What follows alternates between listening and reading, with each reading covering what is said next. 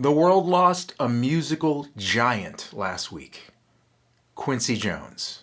The ubiquitous Q, whose music was everywhere, on the radio, or television, or at the movies. A prolific arranger, composer, and producer, Quincy Jones was the sorcerer supreme, and in 1969 he released the iconic album, Walking in Space. An amazing record. You can hear all of his influences during that time, including counterculture, soundtrack music, gospel, and an incredible take on Benny Golson's classic jazz standard, Killer Joe.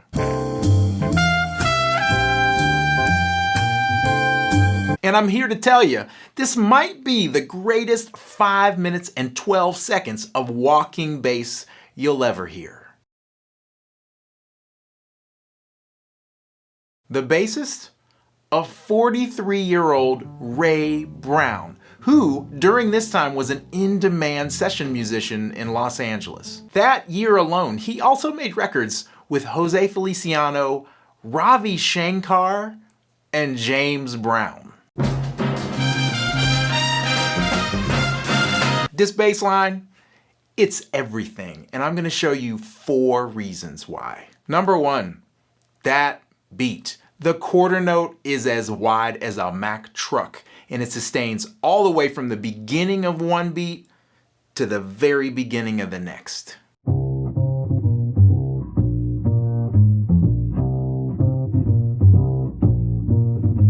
The tempo is right around 126 beats per minute, and Ray is playing slightly ahead of the beat, which gives it a little bounce. His sound is also huge and defined, and giving the time was probably a combination between a microphone and a bridge-mounted pickup. Number 2, the lock with the drums. The drummer on this date was the great Grady Tate, a veteran who had already played behind the likes of Jimmy Smith, Wes Montgomery, Aretha Franklin, and many, many others. He plays with so much simplicity and groove that it allows Ray to dance on the bass. In fact, Ray Brown was often known to strong-arm drummers with the time, so Grady locks him down using a rim click on beat 4.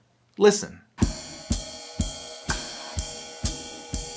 About that session, Grady said, "That's why I loved playing quarter notes. I loved playing with Ray Brown on that tune. I stayed where I was and let Ray deal, let him dance. He danced the hell out of that thing, and the band was incredible. All these characters. That's something that Quincy is an absolute genius at. He brings together the right group of people who are individuals, but who at the same time can become a group." And that, arguably, was Q's greatest talent. Assemble the perfect group and let them do their thing. He did this with Ray Charles, combining members from Count Basie's band and Duke Ellington's band.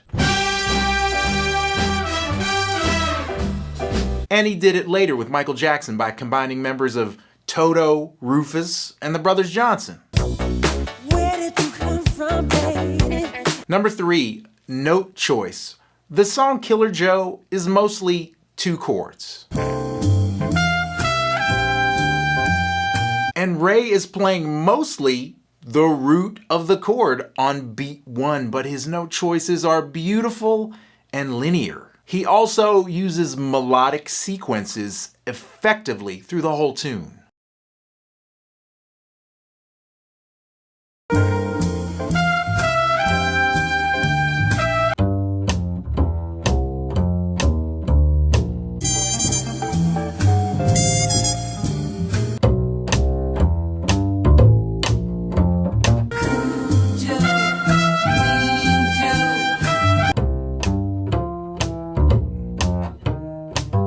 And my favorite one happens at the end of the flute solo.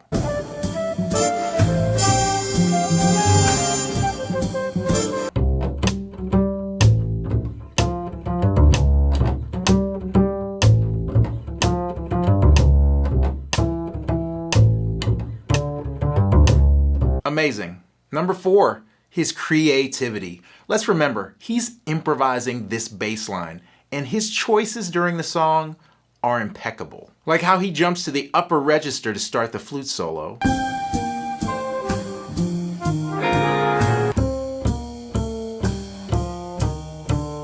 Or how he drops a straight bomb at the beginning of the trumpet solo.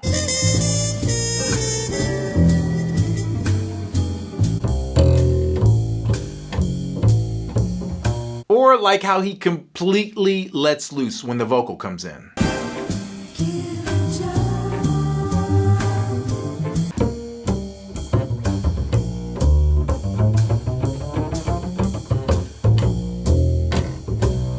The way he plays in and out of Quincy's brilliant arrangement is just like genius level stuff. And most of it is quarter notes, people.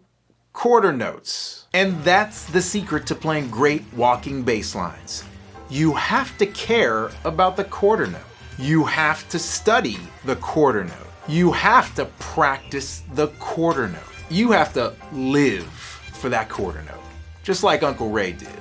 Rest in power, Quincy Jones.